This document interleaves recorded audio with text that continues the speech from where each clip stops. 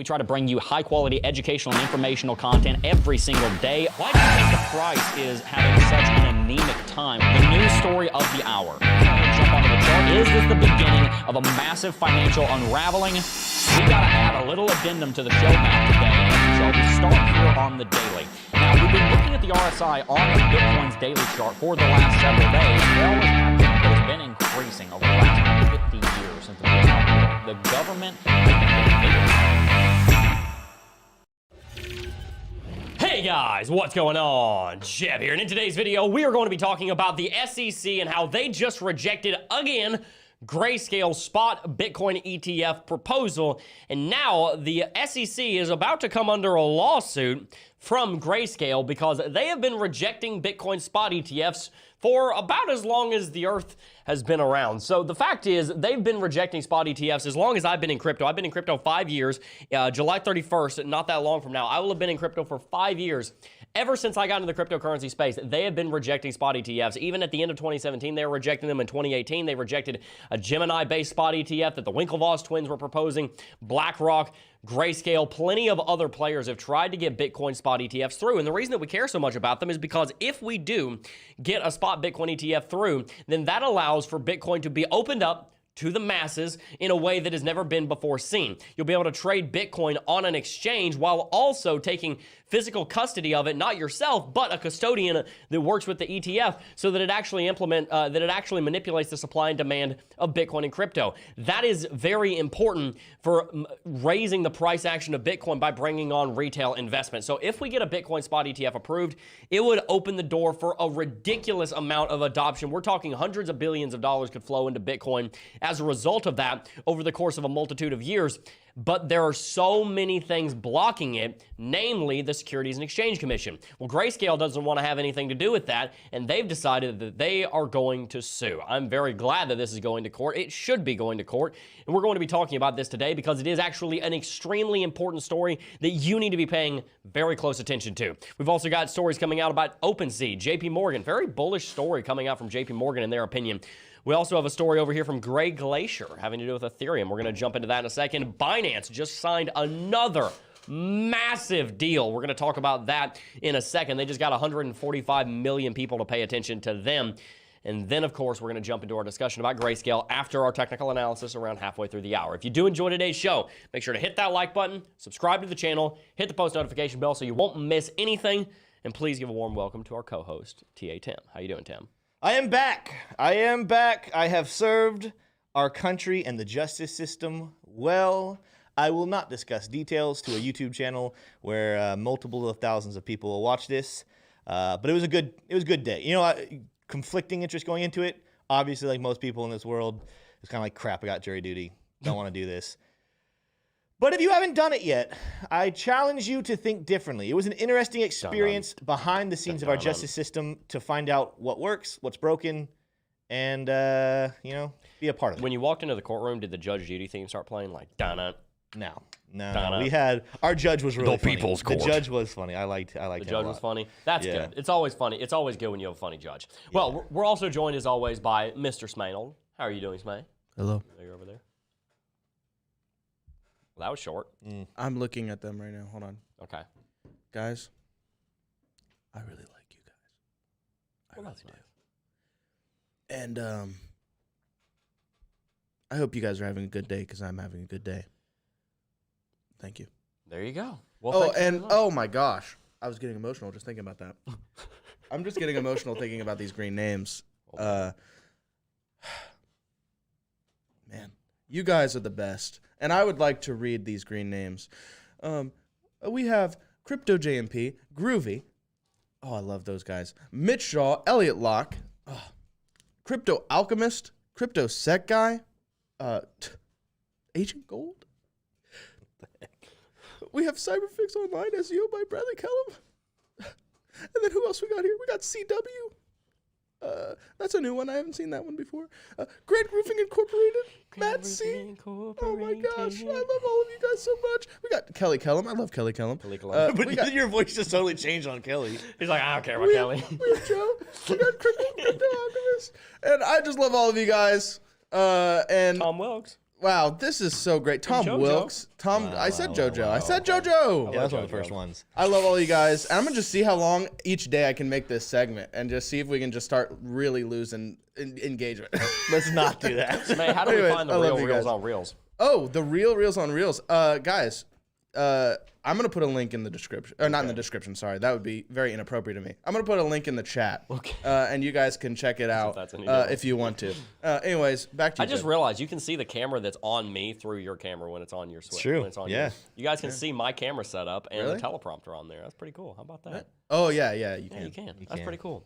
All right. Well, guys, we have a lot to jump into today, so let's go ahead and get started. I'm going to kick it off over here on CoinMarketCap because we got some price action updates. Then we got about 4 different headlines to run through in the market pulse before we jump into the TA. Push the wrong button. Sorry, guys. Nope. Okay. Before we jump into all of those news stories, though, we're going to talk a little bit about how Bitcoin is currently trading at $18,896. Ethereum trading just above 1,000. Both of these cryptocurrencies down 6% and 9% in the last 24 hours, respectively. Guys, the question that we've been asking a lot recently is where's the bottom? How close is Bitcoin? How close are Bitcoin and Ethereum to the bottom? I think that they're getting relatively close, and I also think that it's going to happen relatively soon. And it just so happens that one of the largest banks in the world agrees with me. JP Morgan, for once, I agree with JP Morgan, says crypto market deleveraging cycle won't be lengthy. Now, let's break down this headline so that we know exactly what JP Morgan here is talking about. If you don't know who JP Morgan is, JP Morgan Chase, CEO Jamie Dimon, one of the largest investment banks on the planet, hundreds of billions of dollars in money that they are holding, ridiculously powerful international corporation. They say that a crypto market deleveraging cycle won't be lengthy. What do they mean by that? Well, market deleveraging is something that happens whenever people are overinvested and then the price of the asset drops so low, or the economy drops so low, or the market drops so low that they can no longer remain solvent. We're seeing this happen with 3AC, for example, Three Arrows Capital. They just went insolvent on $673 million worth of asset obligations. They owed 15,250 Bitcoin and $370 million in USDC. They were not able to pay that back. They were insolvent. They were filed for liquidation yesterday by the British Virgin Islands. We've also seen Terra Luna go completely upside down. They got depegged, and then Terra just disappeared. $50 billion. If you include the stable coin, almost $60 billion in assets gone like that. We released a video yesterday about how Celsius right now is having a liquidity crisis, but they could very well be stepping into insolvency. We don't know that yet, but it's funny because JP Morgan themselves actually offered to buy Celsius's assets, which wouldn't make a lot of sense to me if they were just illiquid and they weren't insolvent. So we have a lot to talk about there. The point is, what JP Morgan means here when they're saying market deleveraging is that people normally buy Bitcoin on leverage. They normally buy Bitcoin on debt. They normally buy Bitcoin based on future obligations. They normally will say, hey, I'm going to take out a second mortgage on my house or something very, very dumb. Please don't do that. And they're going to put the money into Bitcoin and cryptocurrency. They're going to, take a $10,000 personal loan when their income is $1,500 a month, and they're going to buy Bitcoin with it. And then Bitcoin goes down 40, 50, 60%, and then they have to pay back that loan, but they don't have the money to because they're living on pennies. And then they have all their money in crypto, and then they're stuck. And you don't want to be in that position. So that's what we're talking about with market deleveraging.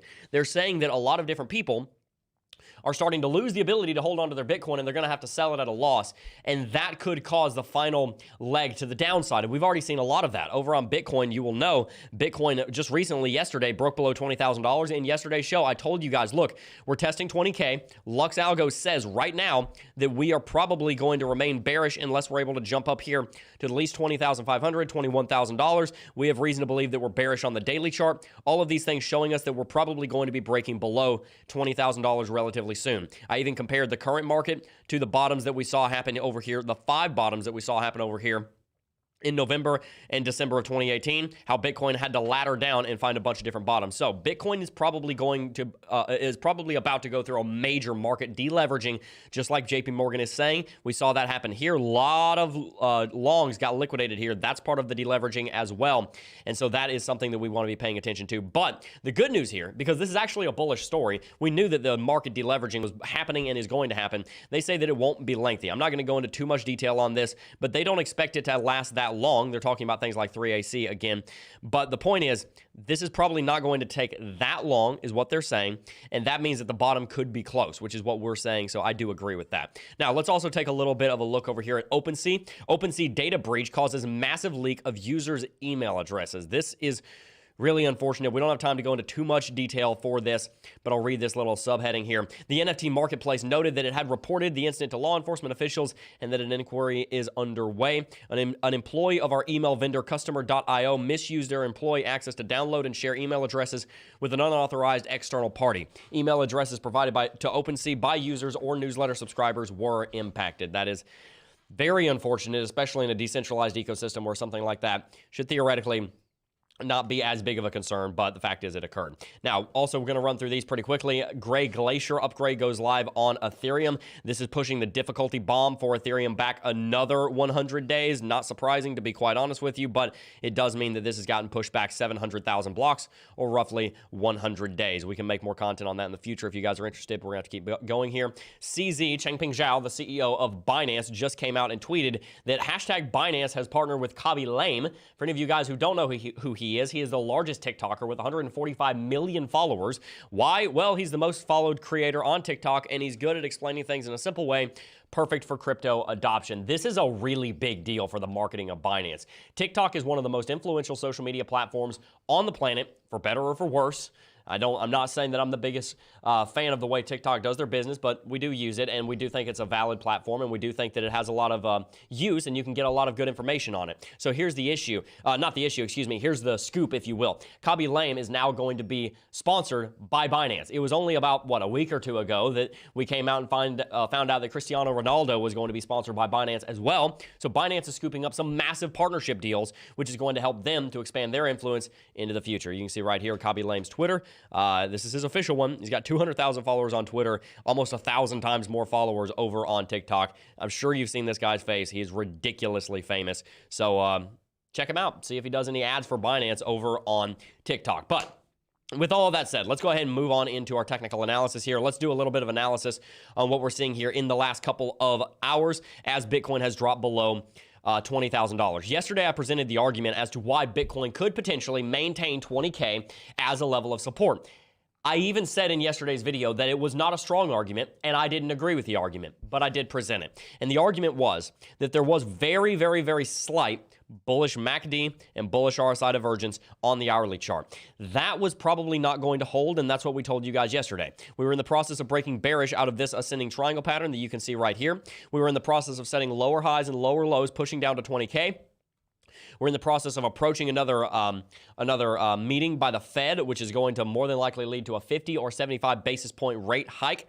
That will more than likely cause a bearish fundamental, bearish FUD. And then we also talked about yesterday how Bitcoin over the last year has had a 100% accurate run on LuxAlgo. And if we just go ahead and update LuxAlgo here because it didn't save the update, TradingView does that sometimes, it'll roll back. If you look at the update here and we bring on TrendCatcher, you can see, and I will remind you guys of this because this is really, really important. LuxAlgo over the last year, we only went back to April of 2021, but if you go back, it's still an absolutely phenomenal indicator. I think you can go back 3 years on the daily chart, and every single signal that's confirmed with TrendCatcher is going to give you profit if you shorted or longed when it told you to. But here you can see we had negative 39% to the downside by a confirmed sell signal. Again, these two signals are not confirmed. Didn't have green TrendCatcher. Because we didn't have green TrendCatcher, we were still under a strong sell signal, so this is just restating this sell signal, so we don't need to analyze both of those. This strong sell signal was down 40%. This strong buy signal up 46%. This strong sell signal down, it was down about 1%. This strong buy signal right here was up 32%. Strong sell signal down 38%. I could go on, but I'll spare you. Every single sell signal and buy signal in the last year has been accurate. Now, we're under a sell signal right now. We're down negative 53. We're down 53% from when that sell signal was confirmed here on the 10th of April. The trend catcher right now is sitting at $22,500 for Bitcoin to get into bullish territory on LuxAlgo. Because remember, when we have a bullish signal flash on LuxAlgo on the daily chart, it's normally extremely accurate. We would need to see either one, Bitcoin get above $22,500, or two, drop so low that trend catcher steps down maybe to $20,000, and then we rally above that. Either way, it's very unlikely that we're going to see that happen anytime soon. Because when we were trading sideways from our initial drop down to $17,500, what did we do? We barely bounced. We barely were able to get back up above 21,700, traded sideways, and then we've capitulated again. What we're seeing right now is we saw a range go on as Bitcoin was consolidating between 18,000 and 22,000. It looks like we're starting to break bearish out of that range in a similar way that we did right over here. We broke bearish out of the range because the bulls did not regain confidence. That's not why we were trading sideways. The bears ran out of momentum and needed to regroup. Right now, the bulls are not the ones regaining confidence. That's not why Bitcoin isn't at $17,500 right now, is because the bears ran out of steam and they needed to regroup. So what does that tell us? That tells us that there's probably another leg to the downside. But Tim, I would love to hear your thoughts on this. We've seen several ranges over the last couple of months.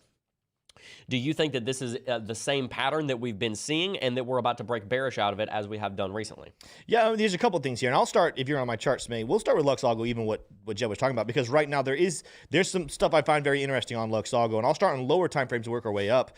I do think that potentially we're going to be seeing at least a small kind of a reversal happening very soon. There's two different reasons. One, down here on the hourly chart, we're sitting squarely in the reversal zone, the bullish reversal zone, and that take profit, we're not that far away from it. Could we drop a little bit more?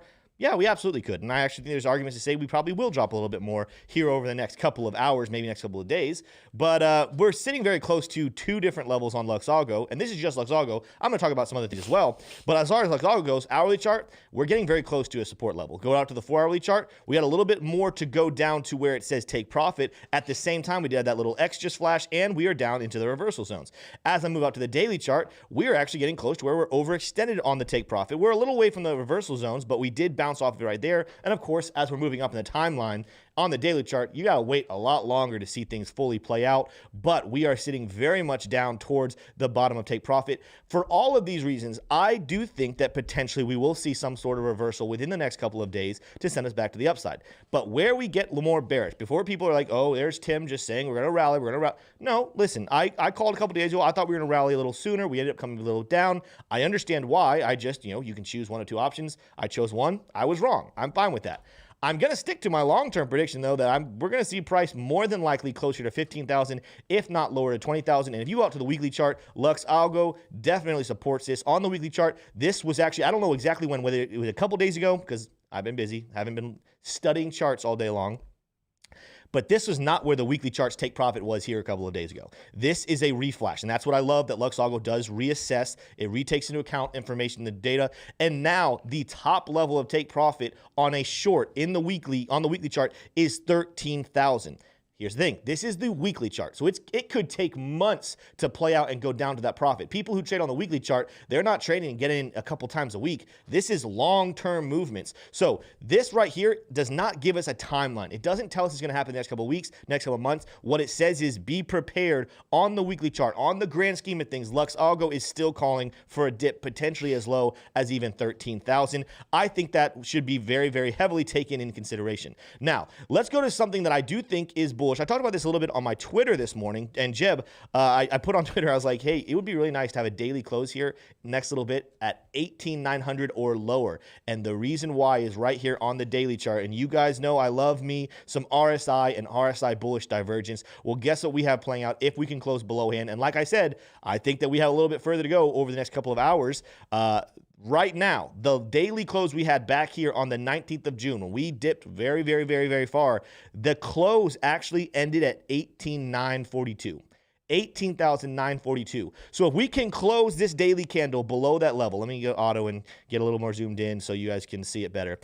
If we can close below this level right here, anywhere within this range below this level in the next couple of days, look at where our RSI is sitting. Where this dip over here on the 18th gives us a rating of about 20, give or take. RSI at the moment is only sitting at 28, even though we are sitting right at that level of that close on the 18th. So we're really not that far away from setting that up. And that bullish divergence, I'm not saying that this bullish divergence will be the one that starts a new bull market. Instead, I'm staying with my statement. I think we're going lower long term. It just might take some months to play out. But over the next couple of days, we could potentially see some relief for all of our traders out there. We could see some relief and a rally back to the upside because of this daily bullish RSI divergence we're working to form as we speak.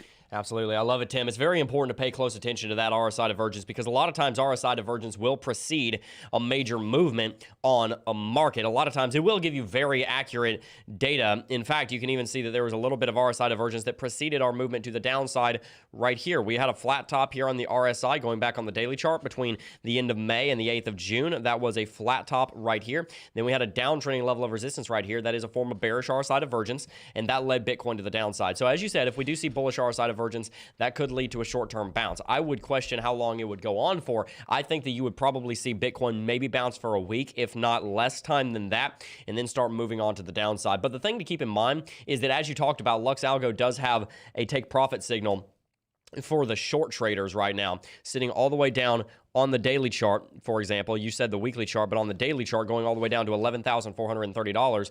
On the 2-daily chart, it goes all the way down to $8,000, which I don't think we're going on the daily chart. It goes down that low. I just reloaded Lux Algo. On the daily, the TP2 is at 11,430 from what I'm seeing. Wow. Okay. So we are looking at something different. I don't know why. What chart are you looking at, by the way? I am looking Bitcoin at on what chart? Bitfinex. Bitfinex. Good to know. I'm looking at Coinbase. Okay. So it is going to change it a little bit. Yeah, on the that chart might change it here just a little bit. Yes. Okay. So on the weekly chart, I see you. I got you. Yep. On the weekly chart on Coinbase, I'm seeing the bottom take profit at $5,600. So I don't necessarily think we're going to go that low. The point is that the take profit on Lux Algo is very, very low, and it is sitting somewhere down here around territory that we've been discussing, with potentially a drop as low as $13,700. That's what I'm really looking for at this point. That was the previous local high of that 3 or 4 month bull run that we saw here between February of 2019 and July of 2019. We rallied up to $13,700. If we did ladder down there, it would not be surprising. We have seen multiple 30% drops. We saw one in the span of 9 days here in early May. We saw one in the span of 9 days here again in early June. We've seen, a 20% drop in 7 days here. For us to get down there, we would only need to drop 27%. And if we did drop down to $13,700, probably on a wick, probably not a candle body would close all the way down there, or if it did, it would probably bounce right away, and you'd see 2 candles, so it would almost look like a wick.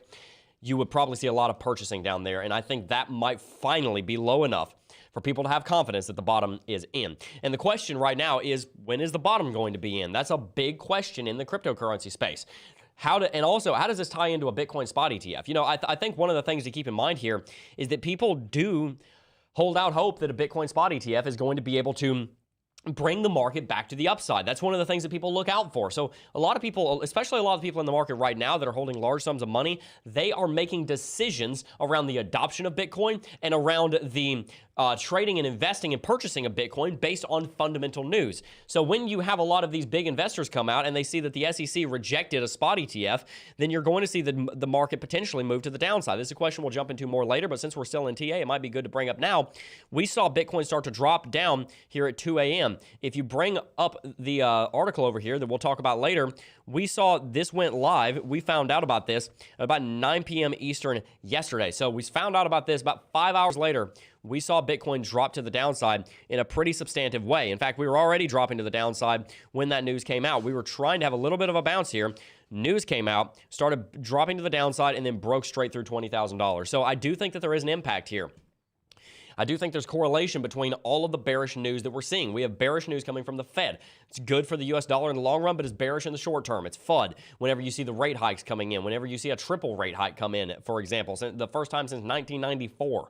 Haven't seen that in 28 years. So we see that happening. We also see a Bitcoin spot ETF getting rejected. The good news that we do have, like I said earlier, is that Grayscale is suing the SEC, and I think they should sue the SEC. You're probably not going to expect my take on this, but I do at least agree with them suing the SEC. We're going to talk about that more later, but the point is, the fundamentals right now are so bearish for Bitcoin. They're holding it down so much, but it's only going to last so long. Eventually, Bitcoin's going to hit a bottom. Eventually, the interest rates are going to get high enough that you're going to see unemployment start moving to the upside. You're going to start seeing the recession get bad. You're going to start seeing very negative GDP growth, and the Federal Reserve will plateau interest rate hikes, and they will start to probably drop them in 6 to 12 months.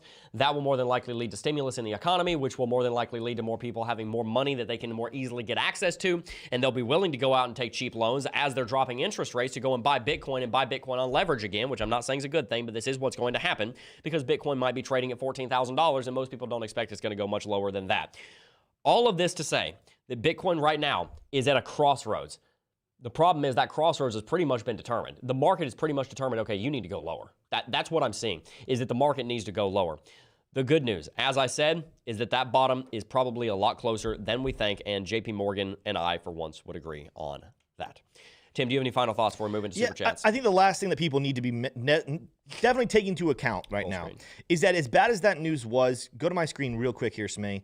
Look at the volume right here, and I can look at a different account too. I mean, I'm on Coinbase, but let's go over here and look at the Bitstamp, which is the #1 option. Low volume. Let's go over here and look at, let's go Bybit. Low volume. Let's go look at, what was what you said, Bitfinex. You're on Bitfinex. Let's look at this one. Yep. Low volume. As a whole, I'm going to go back to Coinbase just because that's what I've been using. As a whole, the move here did not bring in a lot of sellers. There's just no confidence in the market. And there's kind of, even though this is, you can't confidently call this range just yet because we haven't had that many touches, but there's been no volume ever since we dipped down here to the 17, the mid $17,000 region. Maybe the price comes back down there, but as we stand right now, you're going to need to see a lot more pressure and volume come into the space to definitively say anything. And I'm not about to sit here and call and say that we're going to reverse the upside, even though Lux Algo kind of shows that. There's a couple different signs that show that a potential reversal could come. But one of the other things is with this low volume, we had low volume through the upwards, we have low volume through the downwards. This is a market right now that Magic Internet Money, Kagan talked about this the other day. This is not a trade zone. This is not a enter a short or enter a long zone, because literally at any moment, something could send the price to the upside with still very low volume.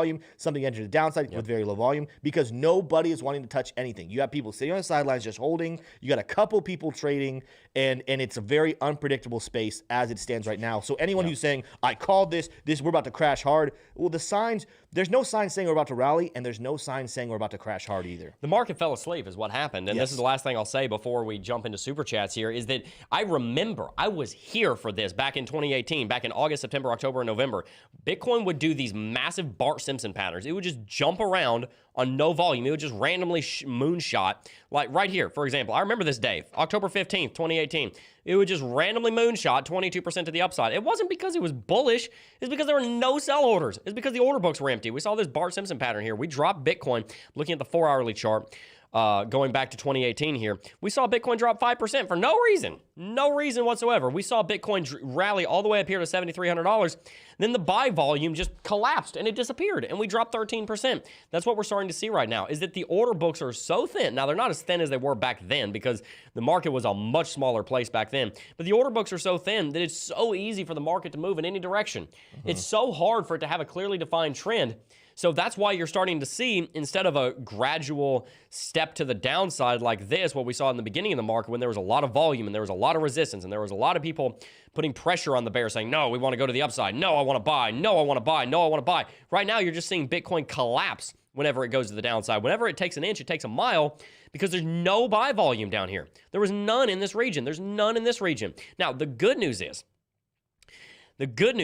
down here below $18,000, I think there are more, moonshot buy orders. I think there are more just kind of YOLO buy orders down here saying like, oh, well, Bitcoin goes down to $14,000. I have a $10,000 buy order down there. I think there are a lot of those below 20K that people are kind of just like, oh, this is a gem. Somebody in chat said, I put a buy order at $3,700. I don't think for a second we're going down there, but, if you got the money and you want to hold it on exchange for some reason, why not put the buy order there? Because if it goes down there and you get filled, great. You have some really cheap Bitcoin. I think there are a lot of speculative buy orders down here, so we might start seeing some more volume, but I don't think that's going to be enough volume to stop this fidgety movement, for lack of a better term. I think when you do see the capitulation, it's going to come pretty quickly, and you're going to continue stair-stepping to the downside the way that we've done more recently, because that's what we did back here in 2018, and that's what we do when we're on very low volume. You start to see massive, very, very quick movements because there's no volume to slow it down.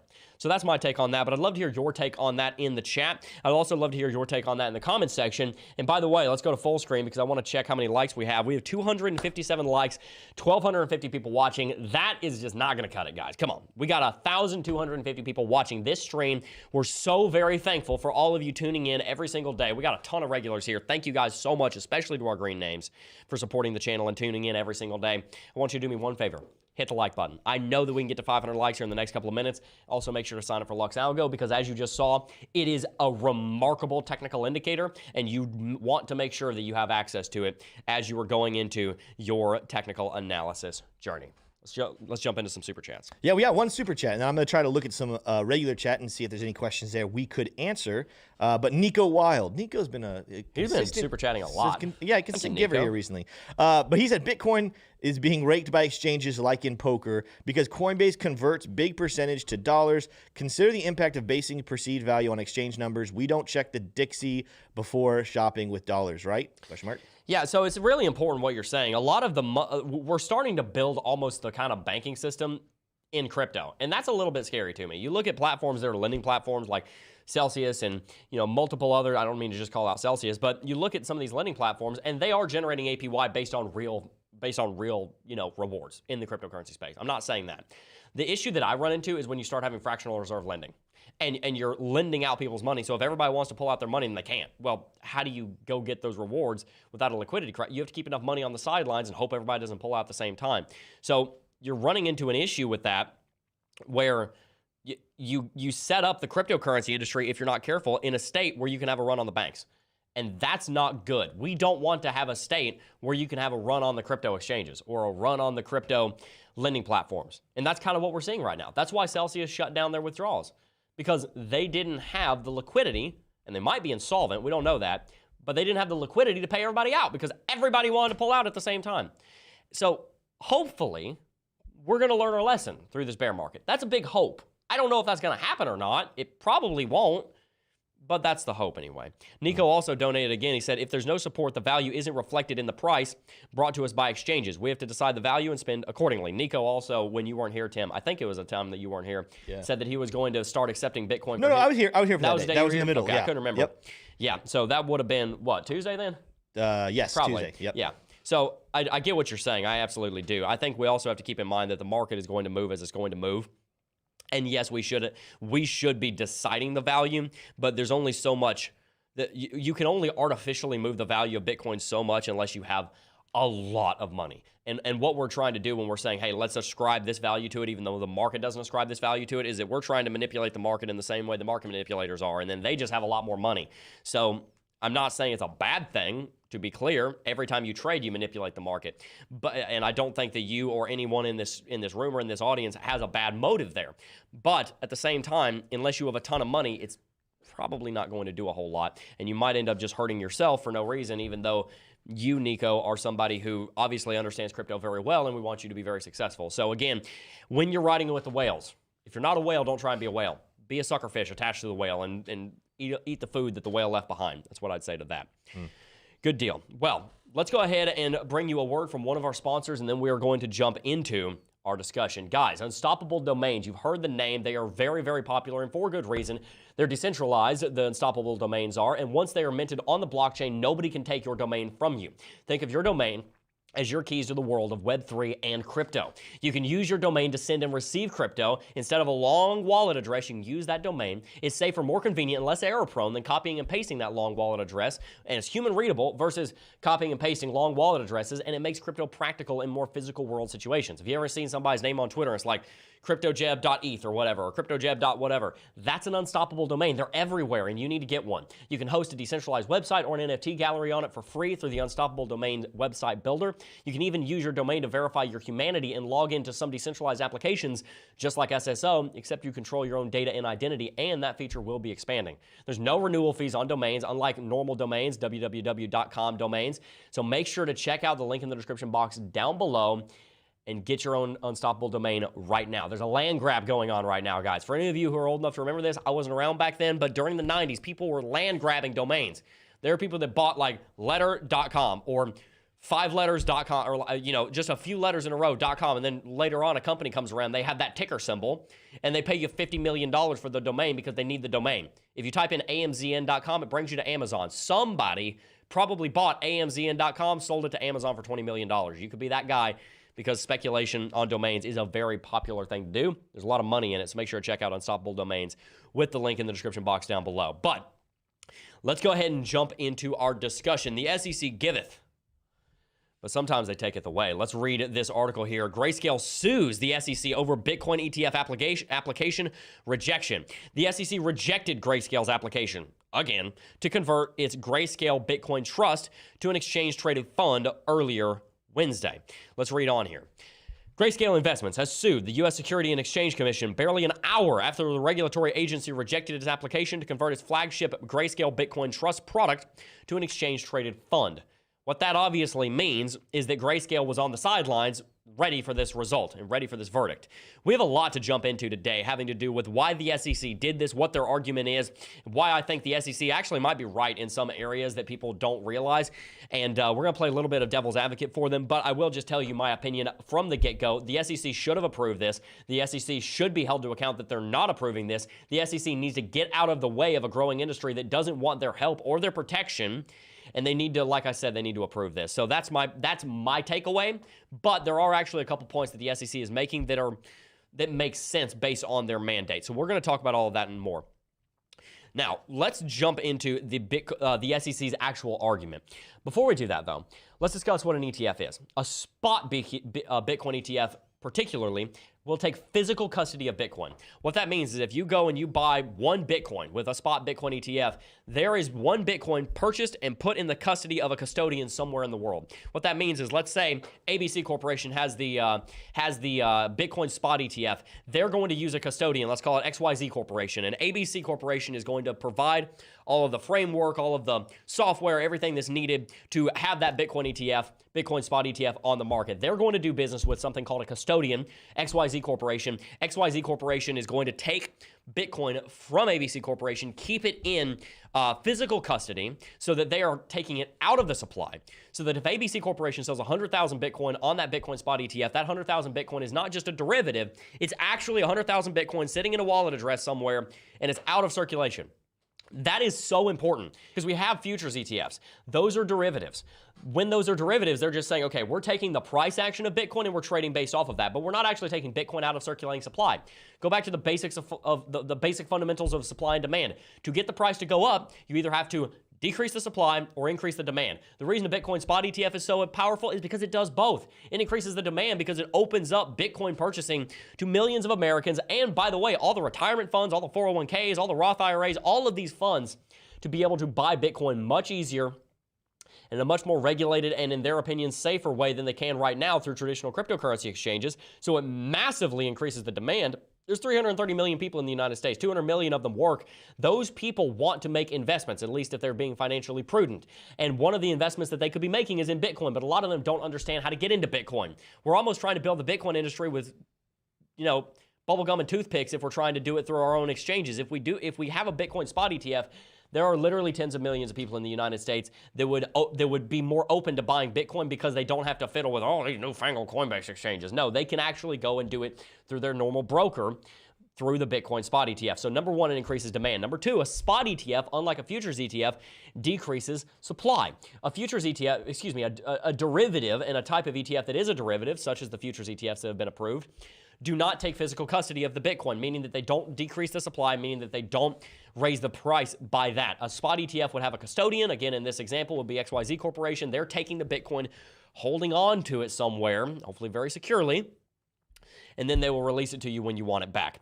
That's why a Bitcoin spot ETF is so important. It opens up the market to tens of millions of people that otherwise would not touch Bitcoin with a 10-foot pole, and it allows for, while they're doing that, for Bitcoin to be taken out of circulating supply. And by the way, we're not just talking about mom and pop that have a 401k that they want to put, $4,000 a year into. We're also talking about major investment banks that otherwise would not be getting into Bitcoin because they want to do it through some kind of exchange-traded product, such as an exchange-traded fund. So that's why it's so important for the cryptocurrency industry. It is one of, if not the largest step forward for Bitcoin adoption to the masses that we can possibly witness in the United States.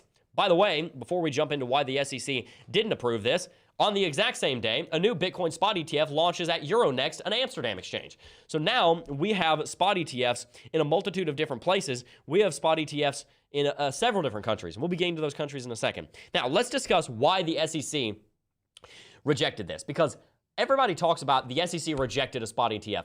I don't think many people in the crypto market actually understand the SEC's point here.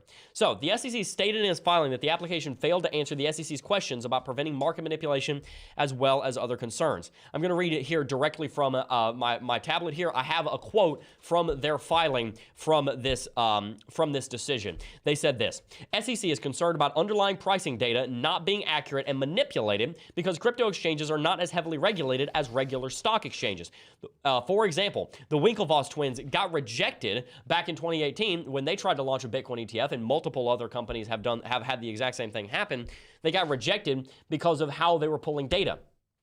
The concern that the SEC has is laid out right here in the article. The SEC rejected Grayscale's application earlier Wednesday, citing concerns about market manipulation, the role of Tether in the broader Bitcoin ecosystem. So they're citing stablecoin concerns.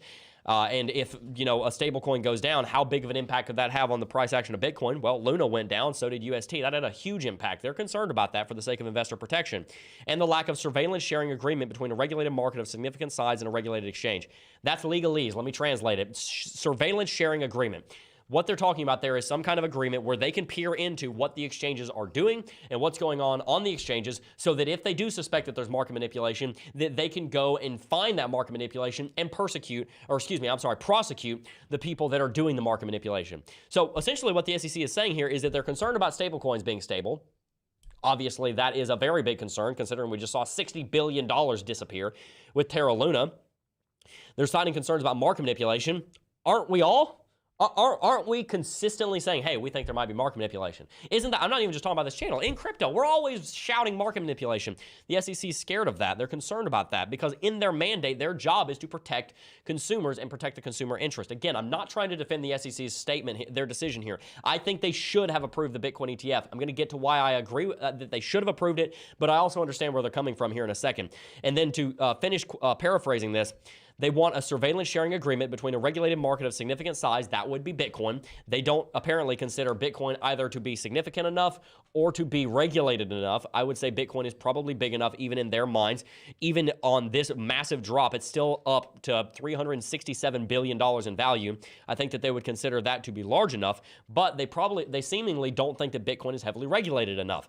So hopefully when we see the CFTC come in and start putting some regulation and clarity around Bitcoin, if that occurs, that will help to assuage that fear. And a regulated exchange. And that's the concern that the Winklevoss twins had. They were trying to pull pricing data from Gemini. The SEC responded, well, hang on a second. Don't you own Gemini? How can we trust that the price data from that is not being manipulated? So my point here is that the SEC rejected this on grounds that they're concerned about, one, manipulation, B, that they cannot track and trace down and prosecute, because even if Bitcoin is not a security, an exchange traded fund is under their purview because that is classified as a security. So they would have grounds to go and hunt down a market manipulator. They don't believe that they have the authority, the power, the infrastructure, or the ability to do that right now. So that's their primary concern, but they also have the concern about Tether and other things in the Bitcoin ecosystem that could cause massive crashes or massive drops in Bitcoin. Remember, the mandate of the SEC, we can see here, Grayscale even reported it here when they came out and said, hey, we're suing you. They said Grayscale supports and believes in the SEC's mandate to protect investors, maintain fair, orderly, and efficient markets, and facilitate capital formation. That's their mandate. And I also agree with that mandate. Here's the problem. As we reported yesterday, 99% of people that wrote in said they wanted a Bitcoin spot ETF. So why is the SEC, and this is where I am going to rail on the SEC, because one, I can't understand where they're coming from. I can understand where they're coming from. Hey, there could be market manipulation. Hey, we don't have enough regulation to understand how it's happening. We don't have enough regulation to understand how to actually track down those market manipulators. We're worried about the stablecoins going under and that causing a massive crash of the market. All of that to protect the mandate, their mandate of protecting investors. Here's the problem. Those investors that they're trying to protect don't want their protection. They don't. They literally came out and said, pass it, 99%. You can't get 99% of people to agree the sky is blue, but you can get 99% of people that mail into the SEC that they want a Bitcoin spot ETF. They need to get out of the way of a growing industry. Now, it's tricky because it's not so much that they can just do that. They are legally bound by their own mandate to protect investors in the realm of securities. A Bitcoin ETF, a spot ETF would fall under their purview. So how they do that, how they get out of the way, I don't know. I'm not a securities lawyer. I can't give you the exact answer, but the SEC needs to allow this to pass. And I think it's a very good thing that we are seeing Grayscale bring a lawsuit against them because this does need to go to court. I really wonder how many, and this is something Tim said in the discussion this morning while we were planning this, I really do wonder, and Tim wonders too, how many lawsuits do the SEC want to be involved in? The thing is, the SEC, that's what they do. They get in lawsuits. They have 4,807 employees, and probably 3,000 or more of those are lawyers. That's what they do. They get into lawsuits. So I'm glad this is going to court. Hopefully we can find a way to work this out. Anyway, Tim, what are your thoughts on all of this? I have ranted for a little bit. Yeah. I'd love to hear your thoughts. Yeah, no, I think this was to be a little bit expected. I know reports came out that said the Grayscale expected this one to pass, but even listening to what the SEC's reasoning is, as Jebb kind of laid out there pretty nicely, as much as we might disagree with it, as much as we might say, hey, you know what, Gary, SEC, all you guys, let us do what we want to do. Take the bumpers off the car, get the wheels off the bike. I want to ride two wheels. It is their job to try to take care of us. So are they doing a good job? I don't know, but they're doing what they think is right.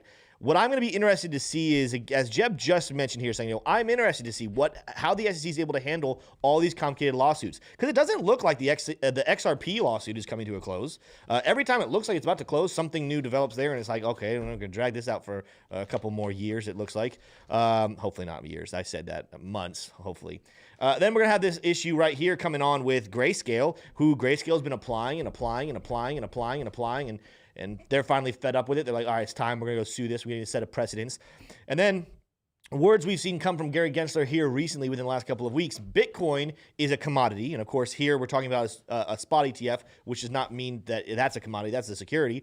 But Bitcoin's a commodity, but all other altcoins, in his opinion, should be classified as securities. So how many lawsuits are going to happen there where altcoins are going to go and kind of get into a lawsuit with the SEC? It's going to be interesting to see how their team handles it. As Jebb mentioned, they probably have a massive team of lawyers to handle this. However, what is that going to look like? That's what I want to see here within the next couple of months. What is that going to look like? I actually kind of hope it's almost like a overload, and they can't even really focus on all the different trials they have, and we actually get some wins here soon. That's where I kind of want to leave it up to people. I want to hear in the comments. I'd love for you guys to put it in here.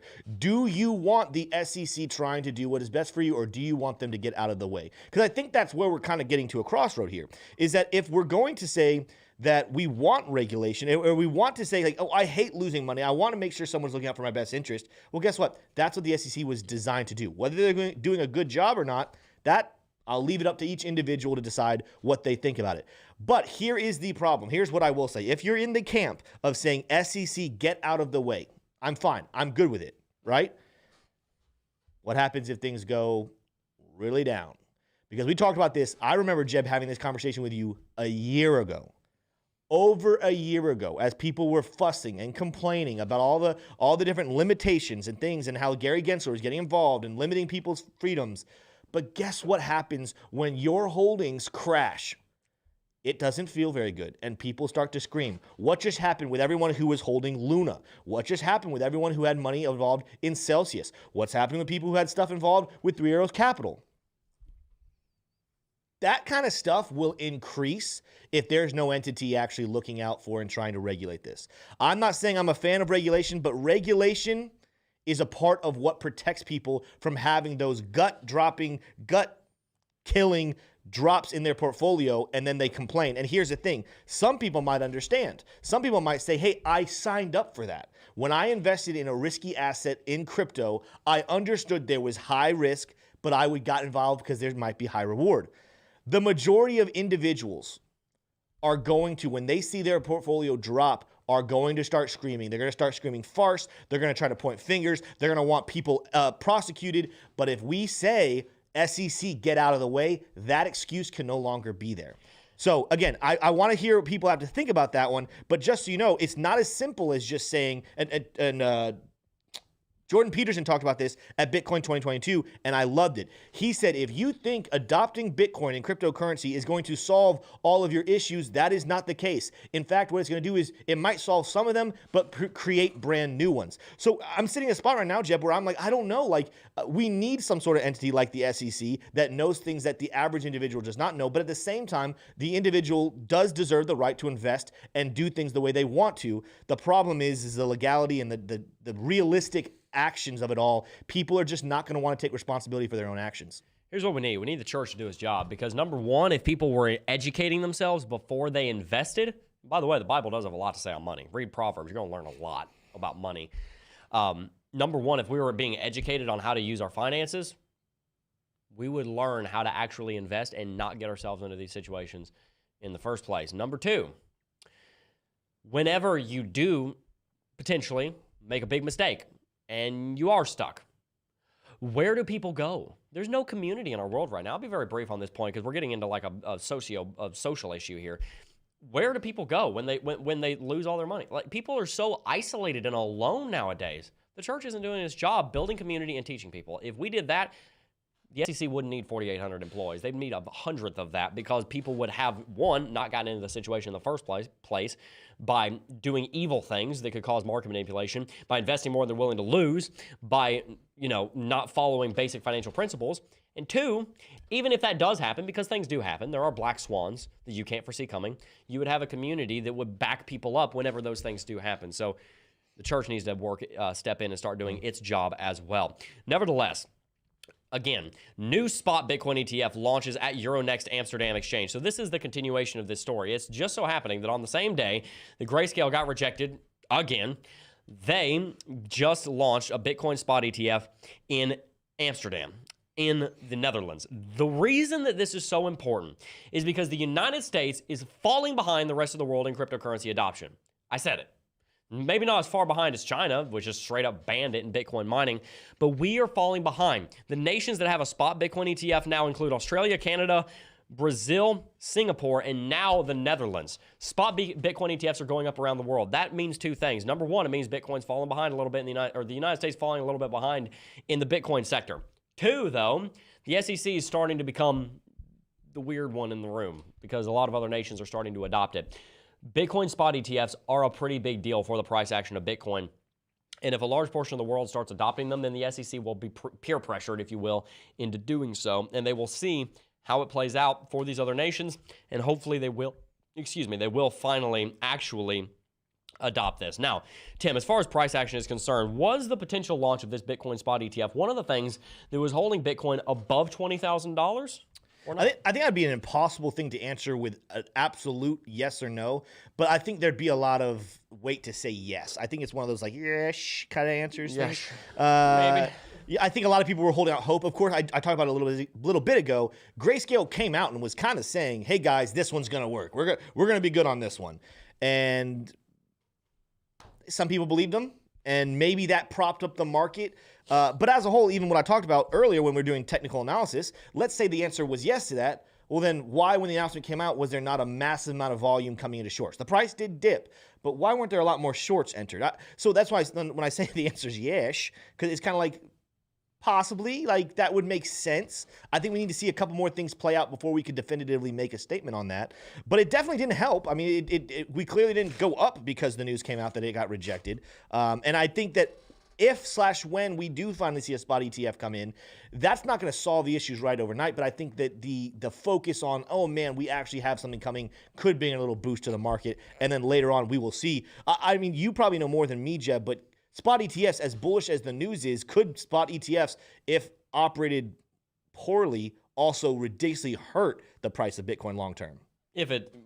Potentially. It depends on whether or not you can short on it. But right. If it's a regular spot ETF, probably it would. There's always going to be drawbacks. In fact, one of the big drawbacks could be the fact that, well, you're building Bitcoin infrastructure on antiquated infrastructure called the traditional stock market and the traditional markets. That would be the biggest drawback, in my opinion, is that we're relying on adoption coming through those markets rather than building it homegrown. But as far as anything else, yeah, there are going to be concerns, but in general, it's a pretty bullish thing. Yeah, and I think, we do know it wasn't a spot ETF, but we did have here last week a short ETF, a Bitcoin short ETF come out last week. So there is the options now coming into the space. I think it's going to be really interesting. Again, this is one of the things, some people don't like regulation. I think people need to understand it's inevitable. And so I think what I'm really rooting for right now, Jebb, is for that regulation to become clear. So first of all, right. Bitcoin is a commodity. Let's now sort out the other altcoins. What's a commodity? What's a security? What's what, right? And then Yeah, let's do the lawsuit. Let Grayscale do the lawsuit, but let's get a precedence going forward. And if it is a security, fine. Let's call it a security and move forward with it in that way. Will it limit its ability to operate correctly? Yeah, probably, but at least we'll have clarity. At a certain point, guys, crypto is unstoppable. It is going to take over the world, not just as currency and fix the broken money problem. It's going to fix a lot of technological problems too. And just because some people might say, no, I don't agree with that. Guys, we're at the very beginning of blockchain technology. Charles Hoskinson at Consensus talked about how there are some things that need to be working on now in the next 3 to 5 years are going to fix a lot of problems that blockchain technology has right now. As we wait and we wait for the future, it will solve everything. It is an unstoppable train. Let's just get things in. Let's just get the clarity. Let's get the institutions to understand and to educate and learn more about it, and it will do the rest of the work for us. I've kind of come to a place, Jebb, where I'm not that worried about regulation at this point. I just want it to be clear. Yeah, it definitely needs to move forward. I think if Bitcoin were to be regulated as a security, I would rather have a lack of clarity than for it to be regulated as a security, because then all of a sudden you have the U.S. federal government trying to come down on it, because who's going to serve those papers? Bitcoin would immediately be in violation of that regulation. So I don't think that'd be good, but luckily we're not moving in that direction. The point is here, guys, Bitcoin is a growing industry and it's going to continue to grow no matter what, but we would like to build more on-ramps. I do want to shout out a comment that Matt C said. He said, we keep hearing when the U.S. has a spot ETF that Bitcoin will skyrocket. Why hasn't it moved to the upside with all the other countries approving one? I think we may be overestimating the impact. Two things. Number one, I agree with you. I do think the impact of Bitcoin spot ETF being approved in its immediacy is overstated. I said that 3 months ago when I said if Bitcoin's in a bear market and we get a spot Bitcoin ETF approved, it probably won't do much. If we're in a bull market and a Bitcoin spot ETF approved, you'll probably see Bitcoin jump 25% in a day, because Bitcoin is already moving to the upside and a catalyst needs a reaction already going for it to speed up the reaction. A catalyst typically doesn't start the reaction. You have to have an ignition to start a reaction. So if we're in a bear market, it's probably not going to just, boom, be enough to kick us into a bull market. I don't think it's that powerful. Yeah. That being said, it will have a massive impact in the longevity. Extrapolate that impact, instead of it all happening in one day, extrapolate it out over the course of 10 years, it'll have a huge impact, but you just won't see it all in the day because the announcement itself will have a little bit of hype, but won't make that big of a deal. As far as the short-term impact, I think we are overestimating the impact. Yeah. Why hasn't it happened with other countries? Well, the Netherlands has an economy the 20th our size and the 30th our population or something. Yeah. Brazil's pretty big, much smaller economy. Australia, Canada, Singapore, Brazil, and the Netherlands, you add them together, they probably collectively have a $5 trillion GDP. The United States is $24 trillion. Yeah. So that would be why that hasn't occurred, in my opinion. And also, again, those are having impacts in the longevity. They just aren't really having a big impact in the price right now because the price hadn't caught up. Let's read some super chats and wrap it out. Yeah, we got a couple here. We got Crypto Alchemist in here saying, these prices have just caused me to double my DCAs with a large sum on the side as we approach 10,000. Is it safer to ladder limit buys on the way down or to throw it all in at once in a specific range? I think it's good to continue dollar cost averaging. Laddering down is probably it's one of those things where it's kind of both. That is such a, people ask me questions like this all the time. It is such a particular question that you really need. It's really only a question that you can answer. And that's why we encourage education, because as much as I want to just give you a do this or do that answer, I can't do that because I don't know your situation. I don't know exactly what you're seeing. I don't know your financial situation. I don't really know. Now, for somebody in like my family or somebody that I'm very close to, I can give them more specific advice because I know them, their personality very well. I know their finances if they choose to open that up to me as they're asking for my opinion. But I don't know that with you. So I would encourage keeping your mind open to everything you just said, dollar cost averaging, laddering, and buying with a lump sum. But make sure you're investing in your own education so that you know how to do those things, because I don't mind giving you advice. I don't mind giving you my opinion. It's not advice. We're not in an advisory agreement.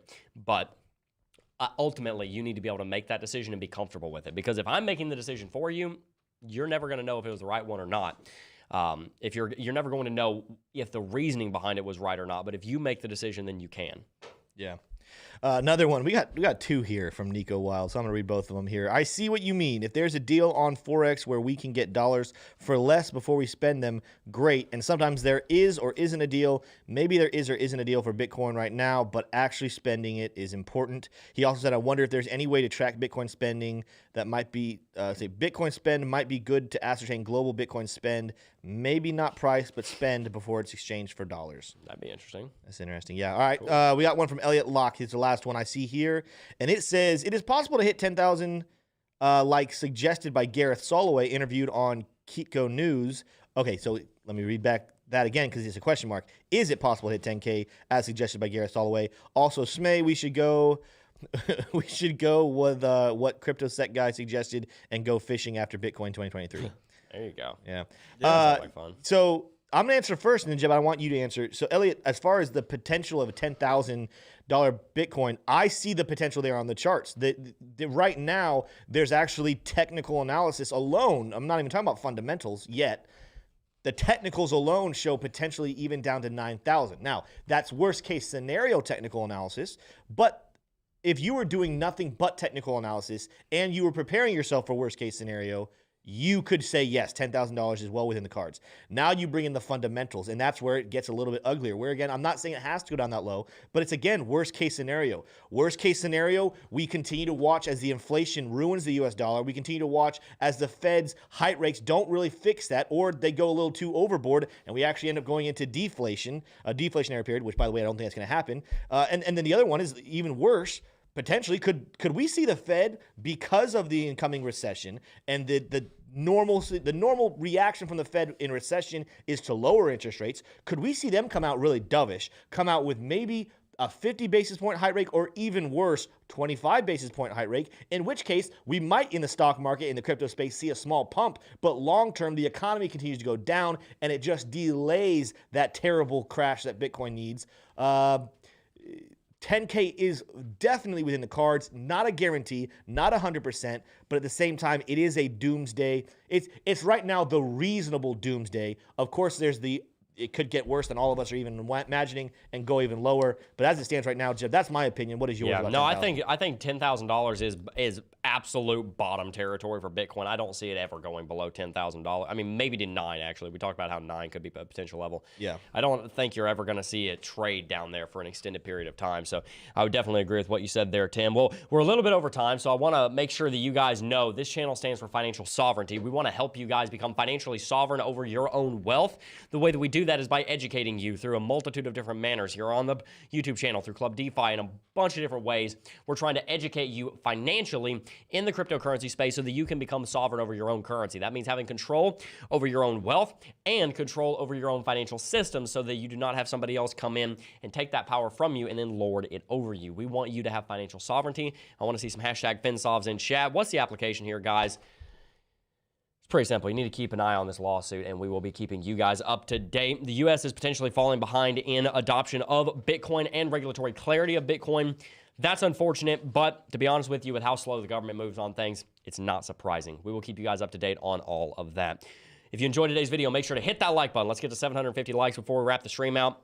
Make sure to follow us on our social media at CryptoJebb, over on Instagram and Twitter at CryptoJebbOfficial, over on TikTok, and make sure to sign up for your own, make sure to get your own unstoppable domain with the link in the description box down below, because those do go fast and they're all unique. So there's only one of them with whatever it is that you're trying to find. So make sure you go to the link in the description box down below, get your unstoppable domains today.